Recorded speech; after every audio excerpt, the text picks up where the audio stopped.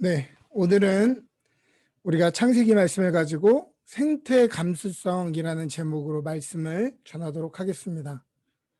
얼마 전 6월 5일은 유엔에서 제정한 세계 환경의 날이었고요.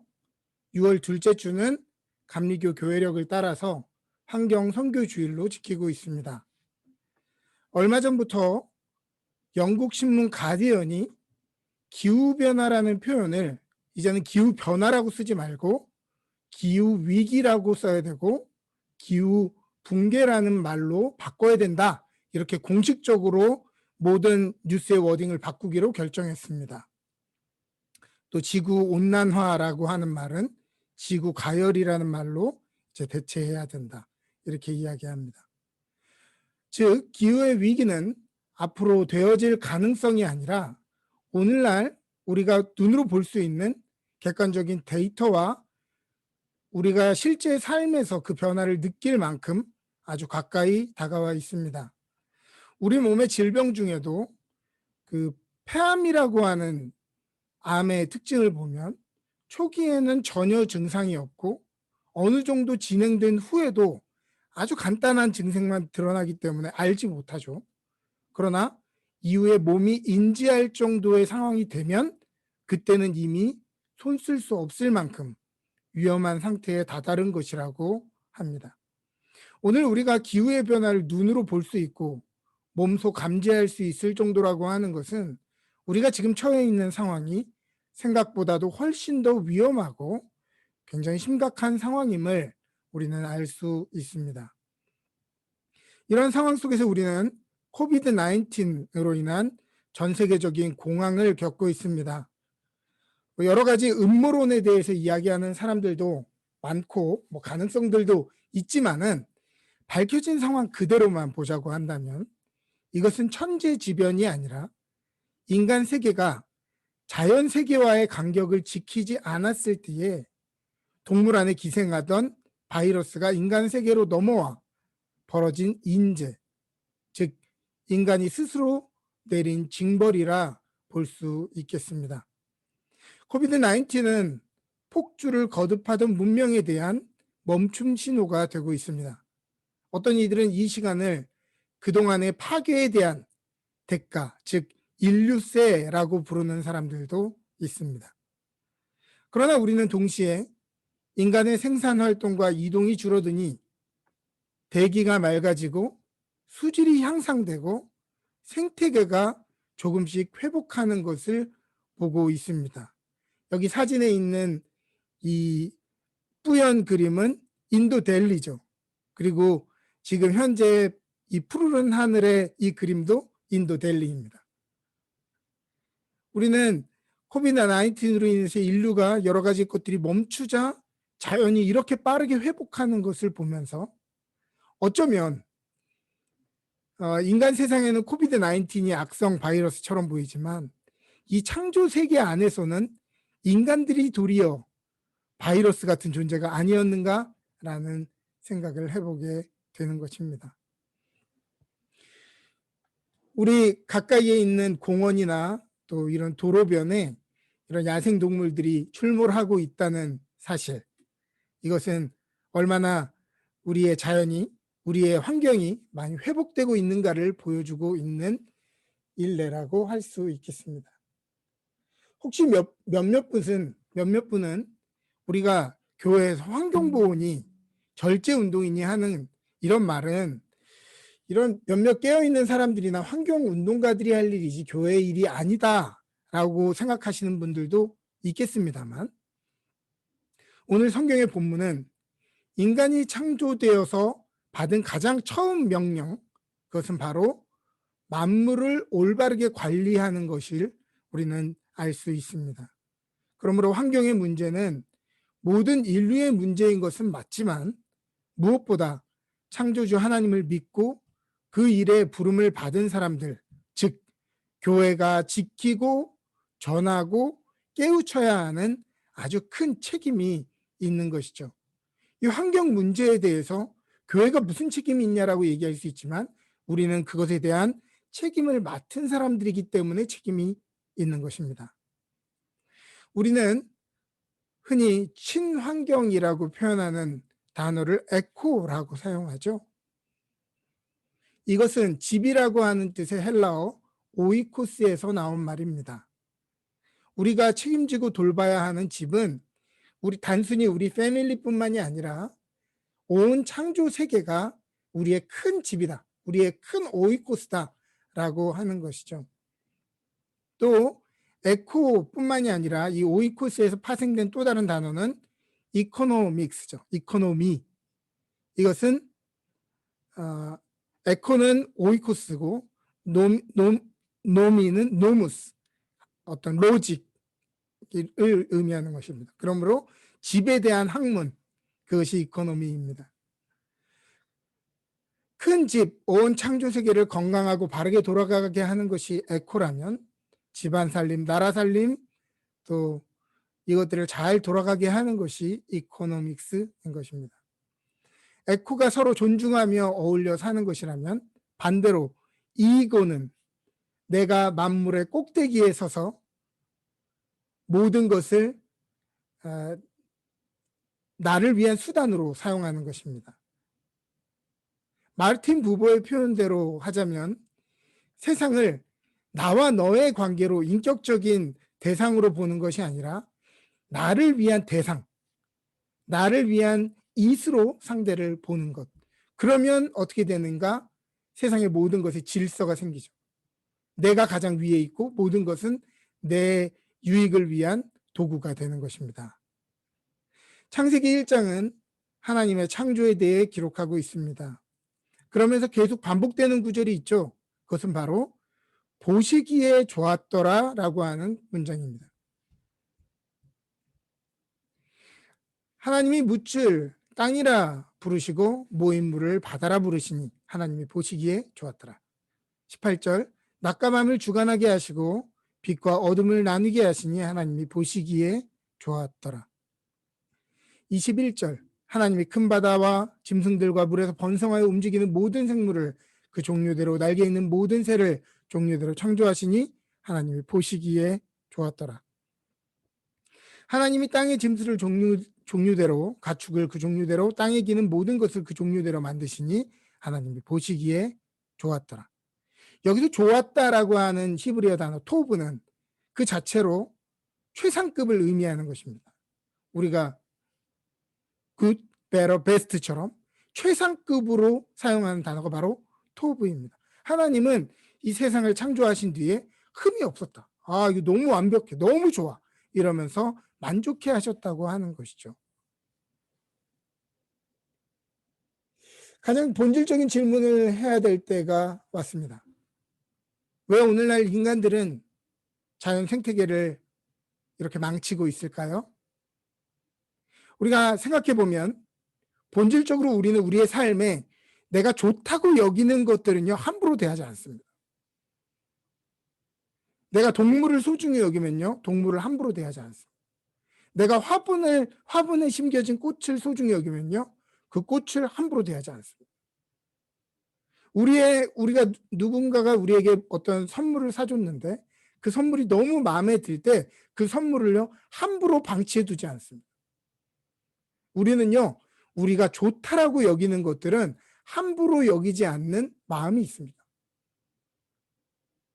우리는요, 좋은 것은 소중히 여기고 소중히 바라보고 소중히 가꿉니다. 자, 그러면요, 질문해 보아야 합니다. 오늘날 창조 질서가 깨어지는 가장 기본적인 이유 중에 하나는 하나님이 보시기 좋았고 또 우리에게 허락하신 자연 속에서 우리는 충분히 좋다라고 하는 마음을 충분히 누리며 살아가지 못하기 때문입니다. 하나님이 우리에게 허락하신 이 자연이 좋음을 안다면 우리는 이것을 소중히 여길 것입니다. 그러나 그만큼 우리가 이것을 좋다라고 누리며 느끼며 살아가지 못하기 때문에 우리는 이것이 망가지고 이것이 훼손되는 것을 무지하게 그저 바라만 보는 것입니다. 여러분들은 언제 마지막으로 자연 속에서 이야, 참 좋다라고 하는 감탄과 전율을 느끼셨습니까? 여기 어디예요? 가보신 분들은 한 번에 알겠죠? 토보모리입니다. 토보모리.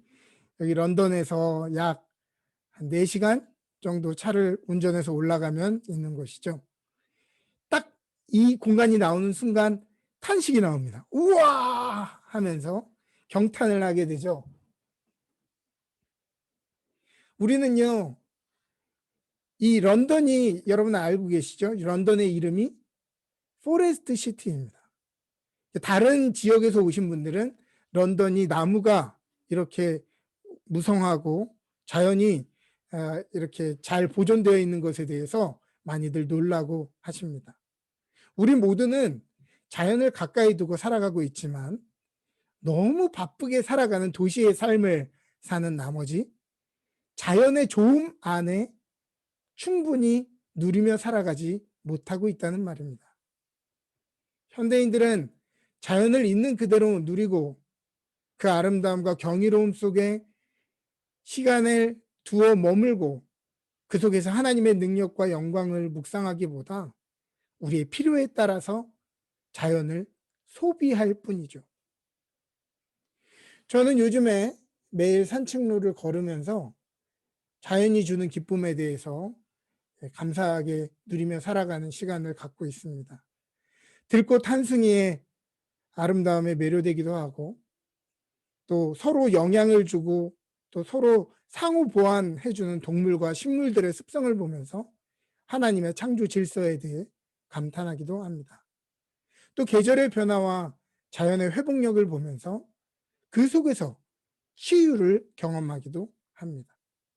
하나님이 만물을 보시며 참 좋았다라고 한다면 그 형상을 따라 지어진 우리도 본디 자연 안에 참 좋도록 디자인 되어졌던 것입니다. 그러면 과거 신앙의 선배들은 이 자연 속에서 자연을 어떻게 대하고 어떻게 누렸을까요? 여러분들이 잘 아는 성 프란체스코, 아시시의 성 프란시스는 태양을 자신의 형제로, 달을 자신의 자매라고 불렀고 늑대를 나의 형제로, 사슴을 자매로 부르며 자연을 자신의 가족으로 설명하였습니다. 알려진 바에 따르면 성 프란시스는 해와 달, 새와 짐승들, 자연과 대화를 나눴다고 알려져 있습니다. 뭐 가만히 앉아서 새들에게 설교를 했다는 이야기도 있고요. 그는 모든 창조물 속에 거하면서 창조주의 숨결을 경험했습니다. 이런 모습을 목격했던 사람들은 성 프란시스는 다른 사람들에게는 닫혀져 있는 사물의 비밀스러운 장소에 들어가는 입구를 찾았다라고 증언하기도 했죠. 이것이 바로 생태적 감수성입니다.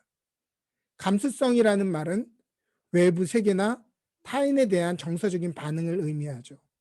그러니까 자연 속에서 그가 반응하고 정서적으로 순간순간 그것을 누리며 살았다고 하는 것입니다. 성 프란시스만 특별한 감수성이 있었던 것이 아니라 본디 모든 인간에게는 이러한 생태적인 감수성이 있었는데 우리는 현재 그 감각을 많이 상실한 것이죠. 빙엔의 힐데가르트라고 하는 수도사는 수녀죠. 수도사 수녀. 그녀는 이 자연을 하나님의 연인으로 묘사했습니다. 자연의 세계가 너무도 아름다워서 하나님조차도 매혹되어서 자연 세계로 내려오신다 이렇게 표현했습니다. 창조 때에 하나님이 감탄하셨던 이 자연은 오늘날 우리에게도 이러한 감탄을 선물해 주게 되는 것이죠. 독일의 신비 사상가 마이스터 에크하르트는 자연이 하나님의 말씀이며 하나님을 경험할 수 있는 지성소다라고 표현했습니다. 자연 세계는 인간이 하나님을 만날 수 있는 소중한 장소이고 하나님의 은총을 받을 수 있는 아주 비밀스러운 곳이라는 것이죠. 그러므로 자연을 과소평가하는 것은 하나님의 은총을 업신여기는 것이다 라고 표현했습니다. 북미 생태 여성주의 신학자로 유명한 셀리 맥페이그는 그녀의 책 은유 신학에서 자연은 하나님의 몸이다라고 고백했습니다. 맥페이그는 기후 임계점에 달한 오늘의 위기 상황에서 신학의 과제는 습관화된 교리를 해체하고 인간과 하나님에 대해 근본적인 질문과 하나님과 세계의 관계를 재구성하는 일이다라고 주장했습니다. 그러므로 우리에게도 이러한 생태적인 감수성, 이러한 생태적인 민감함이 회복되어져야 할 것입니다. 이 생태 감수성은 하나님이 보고 좋으셨던 그 자연 속 아주 작은 것 하나에도 참 좋구나 라고 하는 것을 경험하고 감탄하고 신비로워할 줄 아는 능력인 것입니다. 또한 이 생태 감수성은 동시에 이 좋은 자연이 현대인들의 방식대로 소비되고 훼손되어지는 일들에 대해 불편함과 예민함을 느끼는 감각이기도 합니다. 자연에 대한 관리와 생산은 없고 소비만 있는 현대인들의 편리한 도시 생활에 대한 반성과 불편함, 또 작은 행동으로나마 그것을 행하는 책임감이 바로 생태적 감수성이라고 하는 것입니다. 또다시 앞의 질문을 동일하게 해봐야 되겠습니다. 왜 오늘날 인간들은 자연의 생태계를 망칠까요? 두 번째 이유는 바로 이것입니다. 바로 우리가 만물의 영장이요 인간이 이 세상의 주인이라고 여기기 때문입니다. 착각하면 안 되죠. 우리는 그것의 주인이 아니라 그것을 관리하라고 부름을 받은 관리인일 뿐입니다. 우리가 오늘 본문의 26절을 보면 하나님은 모든 자연 만물을 다스리고 관리할 존재가 필요하다고 생각하셨던 것 같습니다. 그래서 이렇게 말씀하시죠. 하나님이 이르시되 우리의 형상을 따라 우리의 모양대로 우리가 사람을 만들고 그들로 바다의 물고기와 하늘의 새와 가축과 온 땅과 땅에 기는 모든 것을 다스리게 하자 하시고, 그래서 자신의 형상을 따라서 인간을 만드시고 만물을 위임받아 돌보고 관리하도록 사명을 주십니다. 28절 하나님이 그들에게 복을 주시며 하나님이 그들에게 이르시되 생육하고 번성하여 땅이 충만하라. 땅을 정복하라. 바다의 물고기와 하늘의 새와 땅에 움직이는 모든 생물을 다스리라 하시리라. 여기서 땅을 정복하라라고 하는 히브리어 카다시라고 하는 단어는 본디 군사 용어죠. 억압, 경제적인 착취, 군사적인 정복을 의미하는 단어이기는 하지만 이 문장 안에서는 관리하고 경작하다라는 의미로 읽어야만 합니다. 이것은 마치 뭐와 같냐면 하나님이 빛을 창조하신 후에 해와 달을 하늘에 두어 낮과 밤을 다스리게 하신 것과 같은 이치입니다. 하나님이 빛을 만드신 뒤에 해와 달을 하늘에 두시고 그것을 관리하도록 하셨어요. 여기에서도 동일하게 카다시라는 단어가 사용됩니다. 그러므로 이 카다시라고 하는 말은 단순히 군림하고 정복하고 네 마음대로 해라가 아니라 그것을 잘 관리하고 경작하고 그 질서를 유지하라는 의미로 쓰이는 것이죠. 여러분 아시죠? 우주의 이 모든 질서가, 이 모든 그 행성들의 그 공전과 자전의 주기가 일정하다는 것을. 우리가 우주가 변하고 세상이 변하는 것만 같지만 그러한 질서는 한 번도 태초로부터 변한 적이 없습니다. 그것은 그 빛을, 그 해와 달을 관리 맡은 그 빛이 그것을 잘 컨트롤하기 때문인 것이죠. 그러므로 우리도 이 자연에 대해서 그러한 성실함을 보여야 할 것입니다.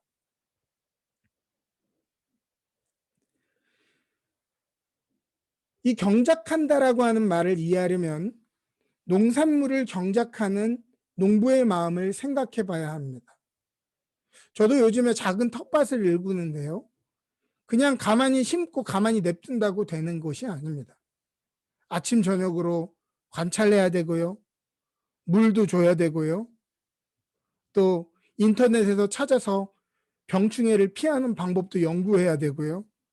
또 식물들마다 어떻게 관리해야 되는지 그 특징들에 대해서 공부해야 됩니다. 이것이 바로 관리한다라고 하는 것의 뜻이죠. 그냥 보는 것이 관리하는 것이 아닌 것입니다. 적극적인 책임 의식이 포함된 단어가 바로 관리한다, 경작한다 라고 하는 것의 의미입니다. 우리가 잘 아는 동화 어린 왕자에는 주인공 어린 왕자와 여우의 대화가 나옵니다. 이런 구절이 나오죠. 길들인다는 게 뭐지? 내가 나를 길들인다면 우리는 서로를 필요로 하게 되는 거야. 너는 내게 이 세상에서 하나밖에 없는 존재가 되는 거야. 내가 이 세상에서 하나밖에 없는 존재가 될 거고. 하지만 너는 그것을 잊으면 안 돼. 너는 내가 길들인 것들에 대해 언제까지나 책임이 있어. 너는 내 장미에 대해 책임이 있어. 예, 죄송합니다. 어린 왕자의 이 순수한 이 목소리로 해야 되는데 제 목소리가 충분히 표현을 못한 것 같아요. 어쨌든 중요한 것은 이거죠. 우리가 자연을 돌보고 길들인다는 것은 서로에게 책임감 있는 존재가 된다는 것입니다. 우리에게 맡겨진 이 자연 만물에 대해서 책임감을 가지는 것. 그러므로 관리한다는 것, 길들인다는 것은 책임감 있는 존재가 되는 것. 자연 만물을 소중히 경작하고 길들이고 책임지는 존재가 바로 인간인 것입니다. 31절입니다. 하나님이 지으신 그 모든 것을 보시기에 심히 좋았더라. 저녁이 되고 아침이 되니 이는 6째 날이니라. 하나님은 만물의 관리자로 사람을 세우신 다음에 너무 마음에 드셨습니다. 여기서 심히라고 하는, 아까 전에 좋았더라, 보시기에 좋았더라라고 하는 이 단어 자체가 이미 최상급이라고 했죠. 토브는 우리 베스트와 같은 단어인 것입니다. 그것보다 더 좋은 단어가 없어요. 근데 보니까 한 단어가 추가됐습니다. 심히 좋았다. 여기서 심이라고 하는 히브리어 메호드는 이렇게 성경에서 자주 사용되는 단어가 아닌데요. 영어로 이것을 굳이 표현하자면 exceedingly, 극도로 막 흥분되게 이런 의미라고 할 수 있겠습니다. 그러므로 하나님이 만물을 보시기에 심히 좋았다라고 하는 말은 너무너무 좋아가지고 어쩔 줄 몰라 했다는 것이죠. 이 아름다운 세계와 훌륭한 관리자인 사람을 바라보시며 계속해서 바라보고 또 바라보고 또 감탄하면서 바라보고 하셨다라고 하는 것입니다. 오늘 우리의 삶은 하나님이 보시기에 자연 만물을 잘 다스리기에 너무 만족스러운 관리자의 모습입니까? 아니면 우리의 것도 아닌데 내 것처럼 권력 남용, 횡령, 배임, 업무 태만 방치하는 부패한 관리자의 모습입니까? 설교를 마칩니다. 오늘 환경 선교주의를 맞이하면서 우리 안에 이러한 생태 감수성이 회복되기를 바랍니다.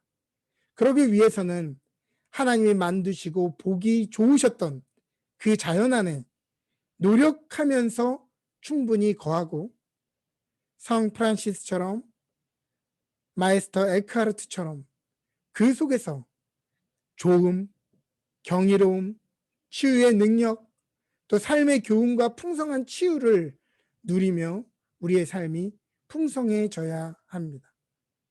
또한 관리자답게 책임의식을 가지고 돌보고 관리하고 연구하여 이제 앞으로 지속가능한 세상을 위해 노력하는 런던의 모든 성도님 되시기를 주님의 이름으로 축복합니다. 우리에게 주어진 이 자연 속에서 이 하나님이 만드신 이 세상이 얼마나 아름다운가 고백하고 감탄하고 찬송의 고백이 넘쳐나오는 저와 여러분들 되시기를 주님의 이름으로 축복합니다. 아멘. 우리 함께 결단하시면서 봉헌 찬송 하시겠습니다.